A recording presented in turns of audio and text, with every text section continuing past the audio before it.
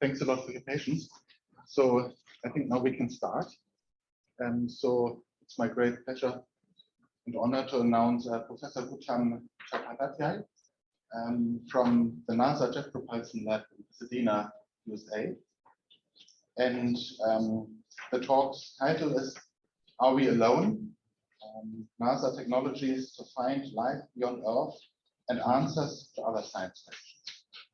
Welcome.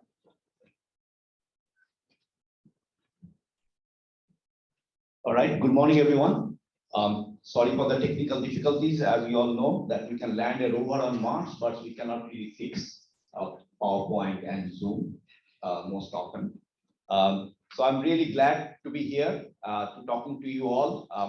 So again, the title that I chose is interesting because question that we want to answer is, are we alone in this universe?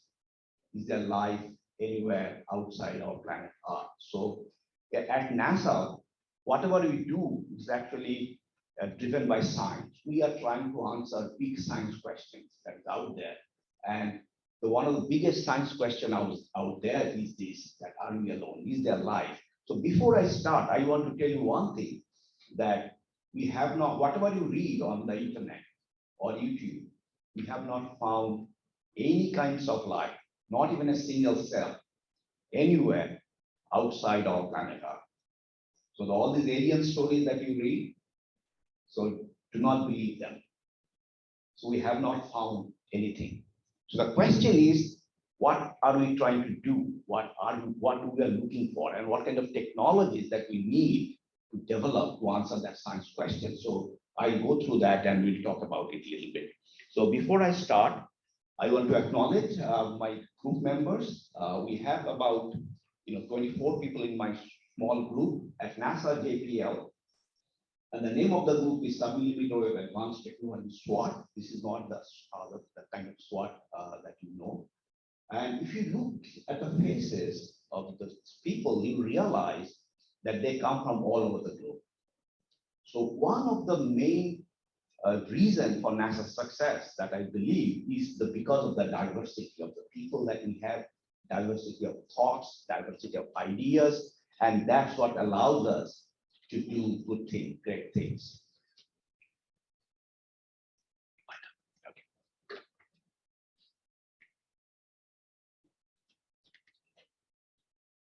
Let's see.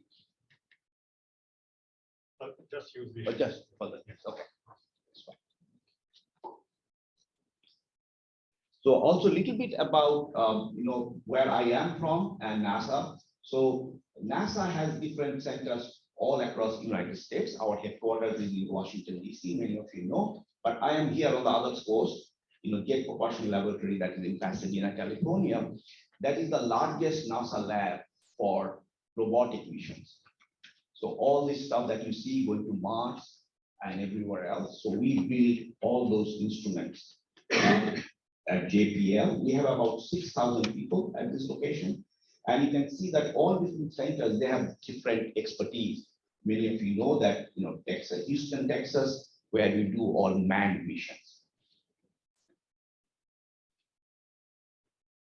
So before we start, we want to start with this Big Bang Theory. This is not the Big Bang Theory that you watch on TV. This is the real one. So our universe started with the Big Bang. That's what scientists believe. And then it expanded rapidly. And we are here now. Current age of the universe is about 13.85 billion years. And then toward the late stage, all these stars and galaxies were formed. And it turns out that if many of you are actually in electrical engineers in background, so we study electromagnetics. So if you want to go back in time and want to study that what happened in the beginning of the universe using electromagnetic waves, you can go back only up to about 400,000 years after the Big Bang. The reason is no radiation came out around before that time. So that was the first time any radiation could come out is around this time. So what is the reason? Because it was, at the beginning of the universe, there was a lot of hot plasma, and all these electromagnetic, they could not get out. They scattered inside, but nothing could get out. The first radiation is called cosmic microwave background radiation, and there's an interesting story about it, how it was discovered. So there are two scientists at AT&T Bell Labs, Bob Wilson and Penzias. They are doing some millimeter wave experiments of communication experiments. And when they were doing that experiment, they were finding that in the receiver, there was a little bit of extra noise. So wherever they looked, they're finding that extra noise in their receiver. They could not really wrap their head around it, that what's going on, why we are seeing this extra noise. And when many of you do experiments in your lab, and when you see something that you cannot explain, what do? We say experimental error. We put some extra error bar in our clock and say we are done. But they were smarter than that. So they started looking around it, and then they realized what they were looking at is the first radiation of this universe, the first light of this universe. And for that, they actually went on to win the Nobel Prize in 1978. So next time you do some experiment in your lab, and if you cannot explain what you are seeing, don't think that is experimental error. You might win the Nobel Prize. Okay, so when I talk to people about this finding life beyond Earth, one of the questions that people ask me is, what do I think? Is there life outside our planet Earth? So I say that there is very high probability that we can find life somewhere else. Why do I say that? Let's do some, back of the envelope calculations. In our galaxy, Milky Way galaxy, we have about 100 billion stars. 100 billion is 10 to the power 11, 1 times 10 to the power 11 stars in our own galaxy. There are about 100 billion galaxies in this universe. So do your math that how many stars are out there. And what we are finding is that majority of these stars, they have planets. And not only one, multiple planets. Like our sun has multiple planets. So that way, there are trillions of planets out there. So what is the probability that we find out of these trillions of planets, one planet where conditions are such that life can exist? The probability has to be non-zero. And that's why we are at NASA and other places, people are actually actively searching for these planets and finding out what are the conditions there, is the conditions good enough for sustaining life. So far, we found about 5,000 planets. And you can see that they're all different kinds. You can see that, Jupiter is a gas giant, big gas giant. So it cannot really sustain life. But we are also finding many other planets which are like our Earth size. So you might ask that I said there are trillions of planets out there. How come we only found 5,000? The reason is we have not really looked that much so far. Our technology does not allow. So this is our Milky Way galaxy. And we have looked only very narrow area of our galaxy so far. Because our technology is not there to actually look far beyond and find exoplanets. They're called exoplanets. That is the main reason. And then, so what are the kind of planets that we are trying to look for to find life? That is a very relevant question. So when we are looking for life, we think about the kind of life that we understand, our kind of life, that is hydrocarbon-based life. For hydrocarbon-based life to exist, we need certain conditions. We need water, we need hydrogen, we need oxygen. So that kind of, we need carbon. So those are the kind of molecules and atoms that we need to find. And also, we are looking for planets where the temperature is such that water can exist in the liquid form on the surface. If we find, and they have to be rocky kind of planets, because as I said, gaseous giant, they cannot really sustain life. So these are the kind of, and we are finding they're called habitable zone. Those planets are called habitable zone. So we are finding that many of these planets that we found of these 5,000, they are in the habitable zone, but they are far away. So one of the nearest exoplanet that we found, which is in the habitable zone, is actually 40 light years away. If you do your calculation with current technology, it will take 40 million years to reach there. So we cannot really go and really find something. So what we'll have to do is we'll have to understand from here that how much more we can learn. So one first question is, how do you find this planet? So what are the different technologies that we use to find these planets? So this one of the way to find this planet is called transit time detection method. So what we do here is, suppose there is a planet moving around a star that is far off. So what we'll have to do is first isolate the light that is coming from that star. Total amount of light that is coming from the star. But we'll have to isolate that. And once we isolate, and then as the planet moves close to this star, the total amount of light will give ever slightly. And by that, we'll be able to say that, okay, there is a planet going around that star. And then from this time, we can actually get a lot of other information. What is the size of that planet? What is the period? Which means that how far it is from that sun, doing some gravitational calculations. And then also we can actually find out what is the density of the materials of that, whether it's a rocky planet or a gaseous giant. So a lot of things you can actually understand just from this kind of measurements. And there's another one, is called Doppler method. In the Doppler method is, we all know the Doppler. So what happens is, if you look at the star, what some frequency that's coming from the star, and as the planet goes around that star, because of the Doppler effect, the frequency will change ever slightly. By detecting that change in frequency, we will say, okay, there is a planet out there. And again, you can do all those kinds of calculations. So that's what we do.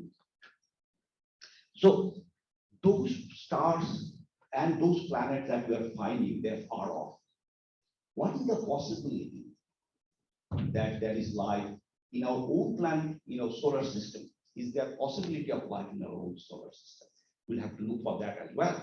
The answer is yes, that would be. Look at this. This is Enceladus. Enceladus is the moon of Saturn. And what you are looking at is, this detection was done in Herschel Hi-Fi, Herschel Observatory, an instrument called Hi-Fi. I actually was part of that team. We built that instrument. And what you are looking at is that liquid water, raining out of this planetary body, Enceladus. So Enceladus is a very cold planet. You can see here, these are all ice. If water is raining out, it has to have a source of energy that's giving this water in the liquid form. So the question is, if water is coming out, what else is out there?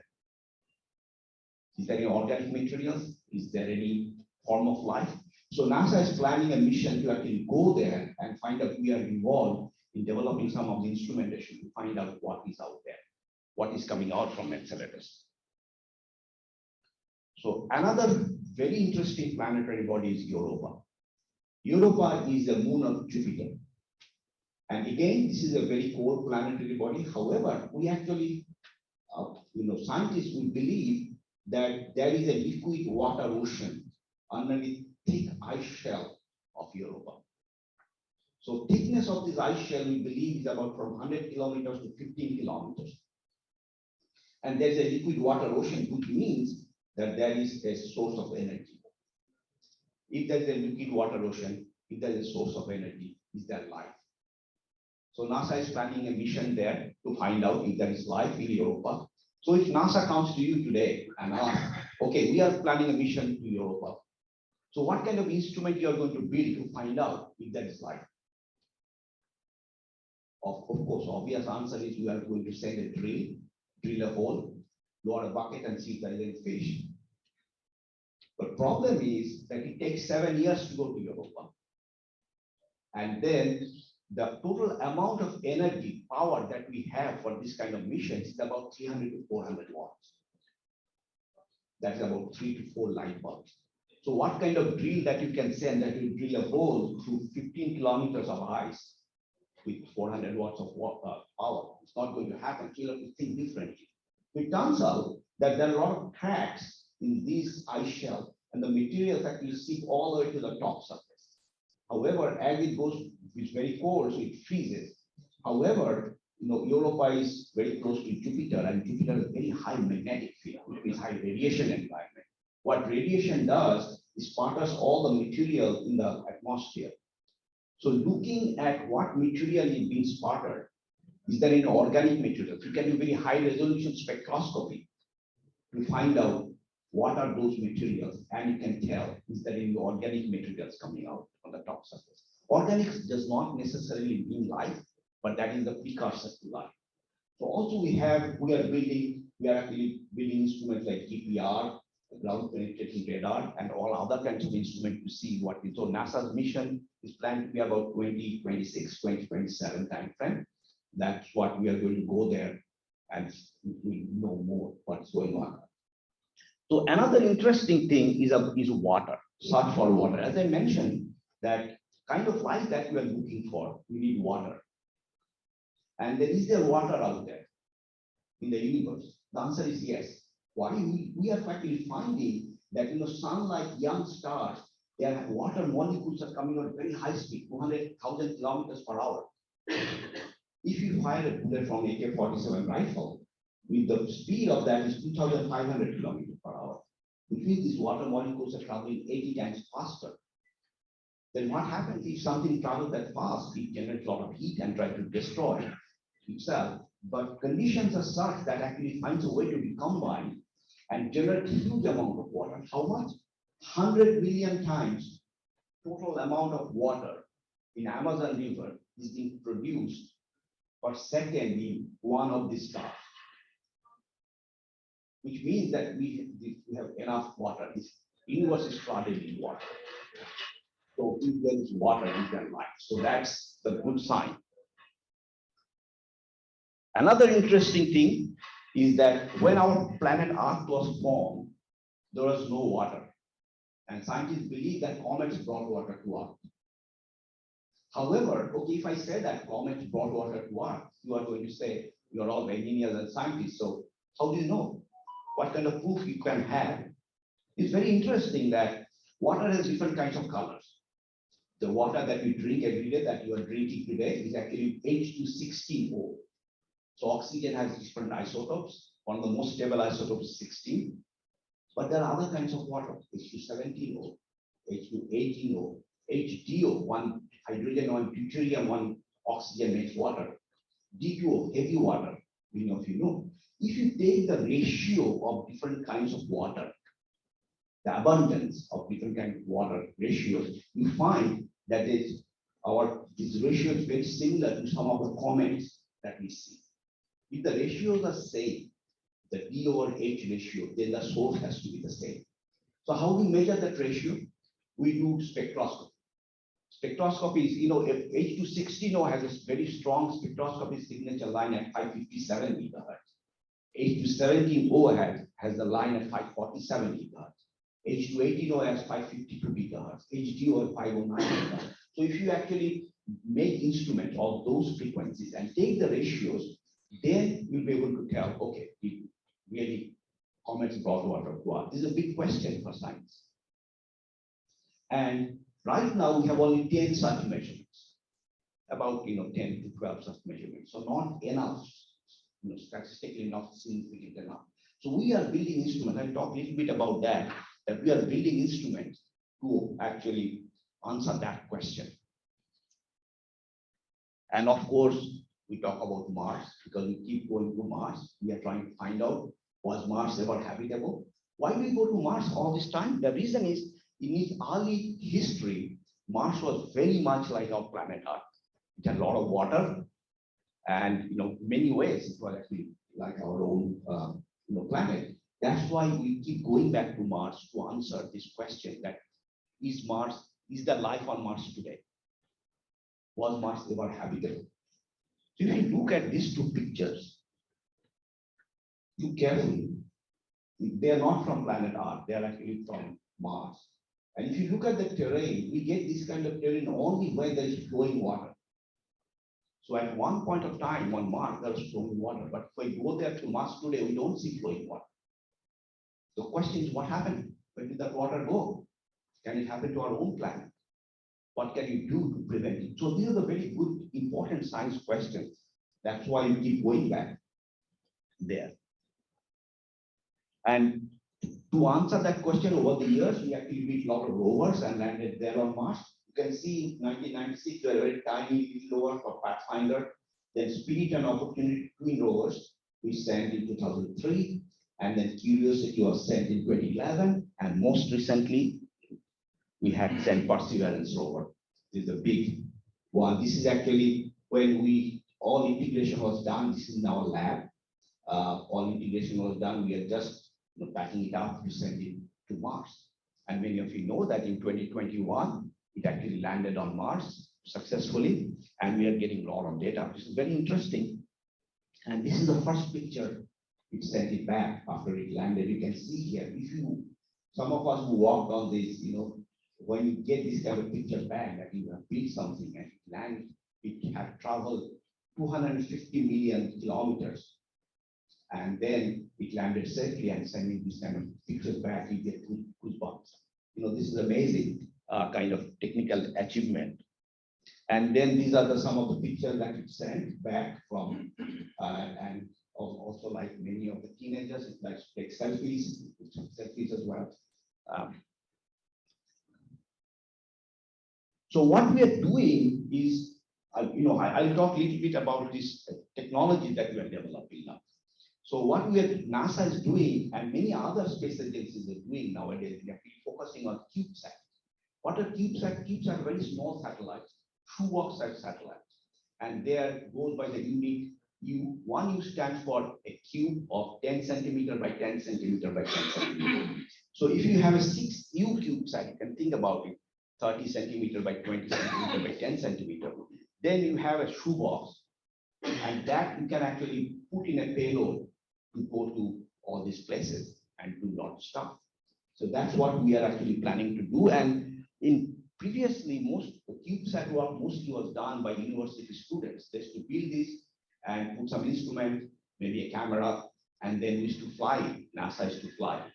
But now we think that we can actually make them really capable. And that's what we are doing. I'll talk a little bit about that. So one of the first CubeSat that we have sent to outside our planet is Mars CubeSat 1. That was for communication. So these are again, 60 CubeSat, 2 of them. So what happens is when we send a rover or an instrument to Mars, as it is going down, we do not have a direct communication to Earth because the antennas are not large enough to have a direct communication link. So about 7 minutes, called 7 minutes of terror, we do not have any information what is the status of our spacecraft for 7 minutes. To avoid that, so what we did, we actually, as it was going down, it actually threw out these 2 small satellites, shoebox-sized satellites, and it had communication link, UHF to talk to the spacecraft, and X-band satellite with a reflector antenna. This is a deployable reflector antenna in the X-band. So that communicated with the directly to the Earth. So that worked really well. So that was the first successful deployment of a CubeSat for communication purposes in another planet. And then we also built many other CubeSat. One of them is called RainCube. RainCube is again 60 CubeSat, but it has a large 50 centimeter deployable antenna at Ka band. This is a radar to observe our planet Earth. One of the challenge here, you can see that, as I said, this is 30 centimeter by 20 centimeter by 10 centimeter. So how do you hold a 50 centimeter antenna in that small space? So that is one of the challenges, and it is a deployable antenna. It is Ka band, that is 34 gigahertz. So it is not that easy to have. You have to have this parabolic surface. So we were able to actually design it. And then you can see that this is a mesh antenna, and there is a horn. This is a horn here, and there is a sub-reflector. And this is actually a picture when it's mounted in the spacecraft. And I'll show you how the deployment is done. You can see that simulation and measurement, we had to take care of a lot of different things, age effects, and again, it's not really an exact parabola. You cannot get that when it's deployed. So, however, it worked really well. But interesting thing is how the deployment works. You can see here that there is a spring-loaded structure. I call it umbrella antenna. My postdoc Nasir Jahat, actually, he worked on that for the electromagnetic part. Deployed and then work perfect. Only then that could work well. And it's working really well. Only problem is once you deploy, you cannot put it back. It's not like your umbrella that someone needs to put it back. So these work well. So now we are also developing many other new kinds of antennas for these CubeSats. One of the antennas that we are working on is, we call it meta surface based antennas. So what you see here, this is a 300 gigahertz meta surface antennas. I call it fakir bed antenna. Fakir is a term, Indian term. The meaning of that word is saint. So Indian saints, they used to sleep on bed of nails. So what you see here, they are actually nails. They are all metal structure. These are all nails. So we have a circular waveguide here that feeds. However, you all know that in a circular waveguide, the dominant mode is TM11 mode. However, if you can generate a TM01 mode, that is a surface wave, what will happen is that will propagate across the surface. And if you can modulate that surface, then it will radiate very nicely in the broadside direction. So how we modulate is we actually make these different pin sizes. These are all metal structure. These pins, different sizes. That's how we modulate the surface wave, and we can get a very good radiation. And you can see at 300 gigahertz, the dimension, you cannot read it here, is about 120 micron, which means we have a very thin antenna, very low profile antenna. It's all metal. So we can put this metal structure on the sidewall of your CubeSat and just make a hole that is your feed. And that's how we can make an antenna itself. So your metallic wall is kind of acting as an antenna. So this is a lot of advantage. Otherwise, how you make the deploying antenna if you go higher frequencies? K band I talked about. If you think about going to W band, 100 gigahertz or 300, 500 gigahertz, you cannot have that kind of deployed antenna. So this is one of the ways you can do it. And we actually using some of these antennas for an instrument. So I said, I'll talk about a little bit about this instrument. So I mentioned that we are trying to find out big comets brought water to Earth, right? And one of the ways to do that is make this spectroscopic measurement at 500 to 600 gigahertz, because 509 HDO, 557 H260 no. So we are building something called Water Hunting Advanced Terahertz Spectrometer on an ultra small platform. I came up with this acronym for this instrument. What's up? Basically, we are trying to answer what's up with water. So that's why with this acronym. So again, you can see that I mentioned we have about 10 such measurements to see the ratios for the comets. And this is the instrument that we are building. I'll talk a little bit more about it. So this is the block diagram. We all start with the block diagram. So this is, we have a 18 centimeter, very low profile aperture antenna. And the frequencies that we are targeting, as again I mentioned, is the exact frequencies 509, 547, 552, and 557 gigahertz. This is gigahertz, so this is terahertz frequencies we are talking about. It's not easy to build an instrument at terahertz frequencies because many of you work in X-band, we call it PC.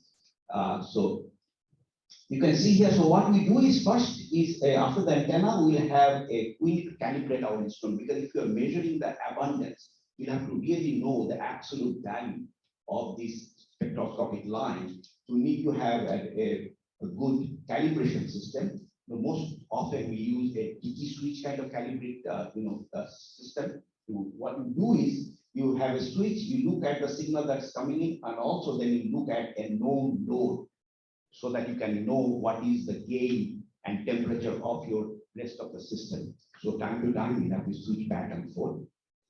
And so we actually developed a waveguide calibration switch. I talked a little bit about that. And we have subharmonic mixer that's at 550 gigahertz. And we generate the signal. We have a synthesizer and then multiply it. And then you have backward. We get 3 to 6 gigahertz IF output. We have a backend spectrometer. Now, if you actually put together mass and power of this, that's where the problem lies. Because if you are trying to fit in a speed set, your mass is to be low, your power requirement has to be low, because you cannot have a lot of power available for a CubeSat. So our target mass and power is 2 kilograms and less than 5 watts. Just think about it. Entire instrument at 500 to 600 gigahertz has to be less than 2 kilograms in mass, and power is 5 watts. Your night lamp takes 1 watt or 2 watts, so it's total 5 watts. Very low power. So that's where the new innovation has to come in. So when you are faced with this kind of challenges, that's where you start innovating, right? Innovation does not happen that one morning you wake up, so let's innovate something. This doesn't happen that way. You face some challenges and then you try to solve them. You get together with your friends and colleagues and you brainstorm and then you come up with ideas. So that's what we had to do to solve each and every one of them. Because as I said, we need 18 centimeter aperture. We cannot have a big reflector antenna because it takes a lot of volume. You need to have low profile antenna. Then we need a synthesizer that's working at this W band. If you buy a synthesizer working at W band from commercial vendors, it draws 10 watts of power. Your total power of the system is 5 watts. 10 watts in one component. You cannot use it. So we have to actually come up with developed our own SoC, system on a chip based CMOS synthesizer that draws only 150 to 200 milliwatts of power. That you can see the difference. Then the backend spectrometer. Now there is no, we need a switch. Currently there is no low loss switch available at 500 gigahertz at this frequency. So how do you do that? So what we do is we use a motor. We use a flip mirror. So basically, use a mirror that reflects the light that's coming in from the signal to the detector, or you can look towards your load. So there is a motor that flips back and forth. But again, that draws power, that needs mass. To solve that, we actually came up with a MEMS-based waveguide switch that's very tiny, very low mass, no power, very low power. And also we actually, for the spectrometer, backend spectrometer is kind of a spectrum analyzer, right? So that's why we're looking at all the different lines. So if you buy off-the-shelf spectrum analyzer at this frequency, it will be massive and it will draw about 8 to 10 watts of power. So again, we made a SoC-based spectrum analyzer that is 3 gigahertz in bandwidth, 4096 channels. It draws 1.6 watts of power total. So that's how we actually solve so that we could actually come to these numbers.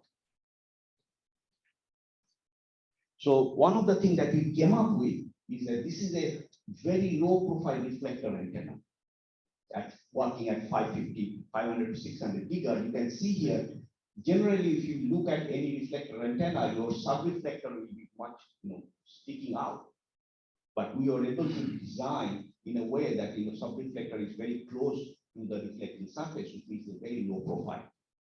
And we also came up with some other antennas, the lens-based antenna, even this is much lighter than the other one. So what you have, we have a leaky wave feed. We'll hear these words throughout this conference, a leaky wave. So we have a leaky wave feed that actually illuminates a very low profile lens antenna here. And this is the actual antenna.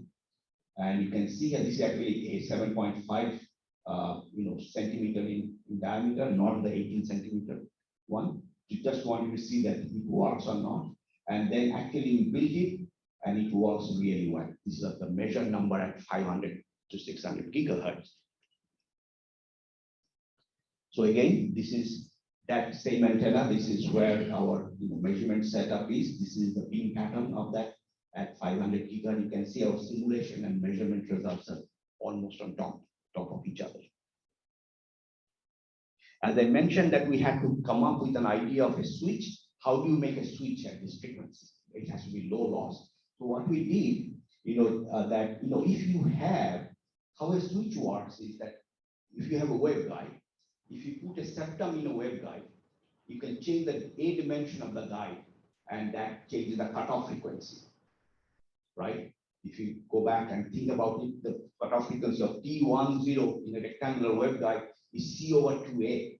A is the dimension of the waveguide. So if you change A, your cutoff frequency changes. And your waveguide is a high pass filter. So if you change cutoff, you can actually make it completely off. So what you do, that what we have done is we actually made a MEMS switch, MEMS structure. There is a arm here, the septum, it goes in and out. Basically, when the septum is out of this waveguide that you're looking at, rectangular guide in the screen, and then this is open and this one is short. That means this is completely off. So that's how we can get. I'll show you a video how that one works. So this is, just keep an eye. So you can see here where the app is going in and out, this MEMS structure. You can see that this is the septum going in and out and changing, going from one to the other. And that's how we can get very low loss. We are getting less than 1 dB of loss at 550 gigahertz to have this. That's how we can actually do the calibration. And then, of course, we need load, because you need a load, but you need at least 2 temperatures in the load. So generally what we do, we look at the sky. Sky is cold, it's 3 Kelvin. If you actually look at the sky, the temperature of the sky is about 3 Kelvin, 2.8 Kelvin actually. So we actually generated a thermally stable programmable calibration load. For this, actually, we got our best paper in the transactions, IEEE transactions. And then I was mentioning that SOC based, we double band synthesizer. This is the performance of the synthesizer. You can see that very good phase noise. And this is the back-end spectrometer I was talking to you about, the drawing 1.6 watts. These are all the measured numbers, and in the lab, you can see that everything works really well. So now it comes to put everything together. So this is our instrument. This is the entire instrument with the reflector, very low profile reflector antenna. And this is all the stuff. And actually, I wanted to show you, because my picture with that you can see the size. It's really tiny. This is the entire instrument is so small, in a small CubeSat that we can actually fly. And we can make multiple of that. So what we wanted to do is that we take that and fly it on a balloon. This is a gondola, balloon gondola, and we flew it from a place in New Mexico. And there people believe in aliens. That's why what we did, we actually put our own alien on our instruments, so that if when the balloon lands, if they find it, they will find some aliens. So we flew that on a balloon, and actually we show everything is ready. So it's working really well. We got all the data and all. So now we are looking for a ride. So what happens is, on this CubeSat, they do not have their own, scheduled launch. So if there's a big launch happening, we can just tag along. And on the way, they can throw us out. Then we have our own propulsion system. Then we can go to a comet and do measurements. So idea is that we can make multiple copies of this. And then you can go to multiple comets and do all those measurements and answer this question. So this is very exciting. So I will actually end with something very different. And next 2-3 minutes, I'll talk a little bit about Mars helicopter. Many of you know that we have actually currently flying a helicopter on Mars, and it's called Ingenuity. So the question is that, why do you need to fly a helicopter on Mars? What is the idea behind it? Idea behind it that, when we send a rover to do all these scientific experiments, it has limited mobility. It cannot really go everywhere, right? So instead, if you have some kind of a helicopter or rotorcraft that can go around, that take off, and then look around, you can do a reconnaissance. It can have all the sensors and send that data back to the rover and tell the rover, okay, I found something interesting, go and do that. So that's the idea behind it. And then when we actually told NASA that, okay, let's fly a helicopter, NASA said, no way, you cannot really fly a helicopter on Mars. but we moved along and we actually showed that it might go on. So what is the big deal about flying helicopter on Mars? We see helicopter here all the time. The reason is that Mars atmosphere is 1% of our planet Earth's atmosphere. It means extremely light. So when one helicopter actually rotates, the blade rotates here, it's about 500 to 600 RPM, revolution per minute. However, the same helicopter, it has to fly on Mars, it has to, the blade has to rotate at about 2,600 to 3,000 RPM to get the enough lift. So that's one of the challenges. And it has to be very light. So if you have something light and rotating that high speed, stability is a major problem if it's not stable. So we actually solved many of these problems. So this is the idea was that we'll have this as a tech demo. Idea was a technical demonstration that it actually works. We are not going to do any scientific experiment with that. So we have about idea of the 2 to 3 minutes duration each flight, and we have only about 3 to 4 flights. And it will fly about 600 meter range maximum at about 40 meters from the ground, because if you go even higher, atmosphere even lighter, it cannot fly anymore. That's why 40 meter was kind of limit. And we have about 1.1 meter blade. Speed, as I mentioned, about 2,600 RPM, total mass about 1.4 kilogram power. It has its own solar panels. So power is about 220 watts. Total is fully autonomous. It goes on its own, flies on its own, and it has telecommunication so that the data it can send back. With that, this is the Ingenuity helicopter in our lab again. We are putting the final touches before it was integrated at the belly of the Perseverance rover. And then after Perseverance landed, these are some of the pictures that you can see that there was a protective cover. This is where the helicopter was mounted. This is the protective cover that it dropped and slowly lowered the helicopter down onto the ground. You can see 2 legs came out. These pictures were all taken by the camera that is mounted on the Perseverance rover, and it sent it back. No one is taking any pictures there, right? And then finally, all the 4 legs were deployed and the helicopter was left on its own. You can see the track marks of the rover that moved away.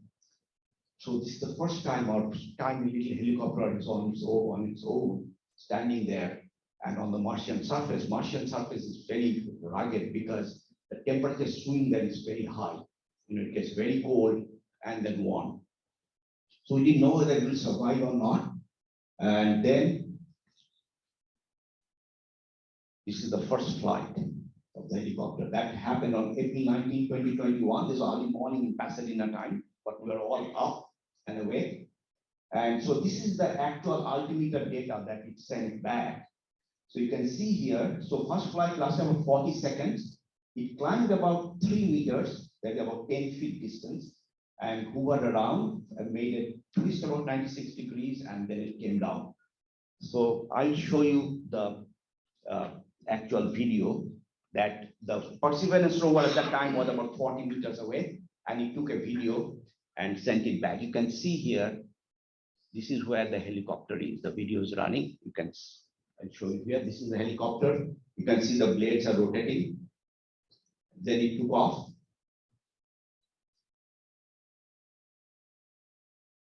And then it will make a turn about 96 degrees. And then it landed back after total 40 seconds. See, that's what it came out. So this is the first time we actually flew something on another planet. So it's really, really exciting. And originally, our plan was 3 to 4 flights. As of last week, we have 26 flights of this helicopter. And we are trying to break it because we are trying to move it even faster than we are planning to go and see how fast it can go, how far it can go, but still not breaking. It's going really strong. So with that, I will end. And thank you very much. I will open to take questions.